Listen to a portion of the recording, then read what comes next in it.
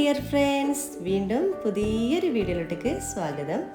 ചക്ക ഇഷ്ടമില്ലാത്തവർ ആരും ഉണ്ടാവില്ല. ഇപ്പോൾ പ്രത്യേകിച്ച് ചക്കയുടെ ഒരു സീസൺ ആണല്ലോ അല്ലേ? അപ്പോൾ ടേസ്റ്റി ആയിട്ടുള്ള ഈസി ആയിട്ട് തയ്യാറാക്കാൻ പറ്റുന്ന ചക്ക പഴപ്പൊരി എങ്ങനെ റെഡിയാക്കുന്നു നോക്കാം. അതിനു മുമ്പ് വീഡിയോ ഇഷ്ടമായ ലൈക്ക് ചെയ്യാനും ഷെയർ ചെയ്യാനും കമൻറ്റ് ചെയ്യാനും മറക്കരുത്.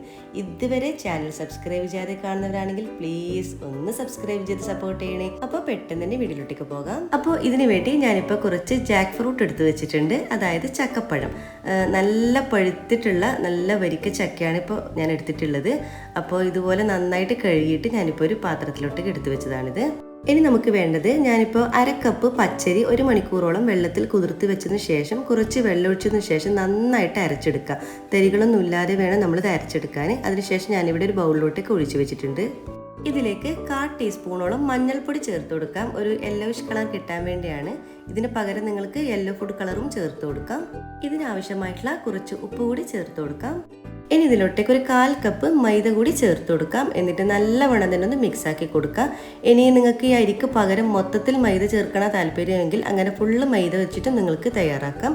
എന്നിട്ട് നമ്മളൊരു പഴംപൊരിയൊക്കെ തയ്യാറാക്കുന്ന ഒരു ബാറ്റർ ഇല്ലേ, ആ ഒരു നെല്ലിയിൽ നമ്മൾ നന്നായിട്ടൊന്ന് മിക്സ് ആക്കി എടുക്കാം. അപ്പം നമ്മുടെ ബാറ്ററി ഈ ഒരു കട്ടിയിലാണ് കേട്ടോ നമുക്ക് വേണ്ടത്. പിന്നെ നമ്മളിത് അരി ചേർക്കുന്നത് എന്തിനാന്ന് വെച്ചാൽ നല്ല ക്രിസ്പി ആയിട്ട് കിട്ടാൻ വേണ്ടിയാണ്. ഇനി ഫ്രൈ ചെയ്തതിൻ്റെ തൊട്ട് മുമ്പ് മാത്രം ഒരു പിഞ്ച് ബേക്കിംഗ് സോഡ കൂടി ചേർത്ത് കൊടുക്കാം. എന്നിട്ട് നന്നായിട്ടൊന്ന് മിക്സ് ആക്കി കൊടുക്കാം. ഇനി നമുക്കൊരു ചീനച്ചട്ടിയിലോട്ടേക്ക് കുറച്ച് ഓയിൽ ഒഴിച്ചു കൊടുക്കാം. അത് നന്നായിട്ട് ചൂടാകുമ്പോൾ നമ്മൾ ഓരോ ചക്കപ്പഴവും നമ്മളൊരു ബാറ്ററിലോട്ടേക്ക് മുക്കിയതിന് ശേഷം നമുക്ക് തിളച്ച എണ്ണയിലോട്ടേക്ക് ഇട്ട് കൊടുക്കാം. പ്രത്യേകം ശ്രദ്ധിക്കുക, നമ്മുടെ എണ്ണയ്ക്ക് നല്ല ചൂട് വേണം. പിന്നെ നമ്മൾ പഴംപൊരിയൊക്കെ പൊരിക്കുന്ന ആ ഒരു രീതിയിൽ തന്നെ കേട്ടോ നമ്മൾ പൊരിച്ചെടുക്കേണ്ടത്. ഒരു ഭാഗം ലൈറ്റ് ഗോൾഡൻ കളർ ആകുമ്പോൾ നമുക്കിതെല്ലാം തന്നെ തിരിച്ചിട്ട് കൊടുക്കാം. പെട്ടെന്ന് തന്നെ റെഡിയായി കിട്ടും. പിന്നെ ചക്ക എല്ലാവർക്കും ഇഷ്ടമായിരിക്കും അല്ലേ?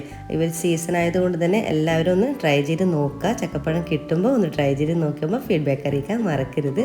വളരെ സിമ്പിളായിട്ട് തയ്യാറാക്കാൻ പറ്റും. പിന്നെ ഞാനിപ്പോൾ ഇതിൽ അരി ചേർത്ത് കൊടുക്കുന്നതുകൊണ്ട് തന്നെ നല്ല ക്രിസ്പി ആയിരിക്കും ഉണ്ടാവുന്നത്. അത് നിങ്ങൾ ഓരോരുത്തരുടെ ഇഷ്ടത്തിനനുസരിച്ച് ചേർത്ത് കൊടുക്കാം. 2 ഭാഗവും ലൈറ്റ് ഗോൾഡൻ കളർ ആകുമ്പോൾ നമുക്കിതെല്ലാം തന്നെ ഒരു ടിഷ്യൂ പേപ്പറിലോട്ടേക്ക് കോരി മാറ്റി കൊടുക്കാം. അപ്പോൾ നമ്മൾ ടേസ്റ്റി ആയിട്ടുള്ള ചക്കപ്പഴംപൊരി ഇവിടെ റെഡി ആയിട്ടുണ്ട്. ഇതുപോലെ ബാക്കിയെല്ലാം തന്നെ ചെയ്തെടുക്കാം. അപ്പോൾ നമ്മൾ ടേസ്റ്റി ആയിട്ടുള്ള ചക്കപ്പഴംപൊരി എല്ലാം തന്നെ റെഡി ആയിട്ടുണ്ട്. നല്ല ടേസ്റ്റും നല്ല രുചിയാണ് കേട്ടോ.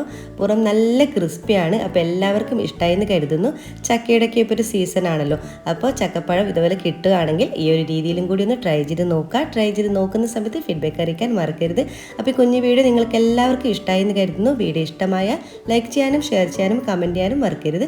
ചാനൽ ഇതുവരെ സബ്സ്ക്രൈബ് ചെയ്തിട്ടില്ലെങ്കിൽ പ്ലീസ് ഒന്ന് സബ്സ്ക്രൈബ് ചെയ്ത് സപ്പോർട്ട് ചെയ്യണേ. നിങ്ങളുടെ സപ്പോർട്ട് ഉണ്ടെങ്കിൽ മാത്രമേ എനിക്ക് മുന്നോട്ട് പോകാൻ കഴിയുള്ളൂ. ഇൻഷാ അല്ലാഹ് വീണ്ടും മറ്റൊരു നല്ലൊരു വീഡിയോയിലൂടെ വീണ്ടും കാണാം. അതുവരേക്കും എല്ലാവർക്കും താങ്ക് യു.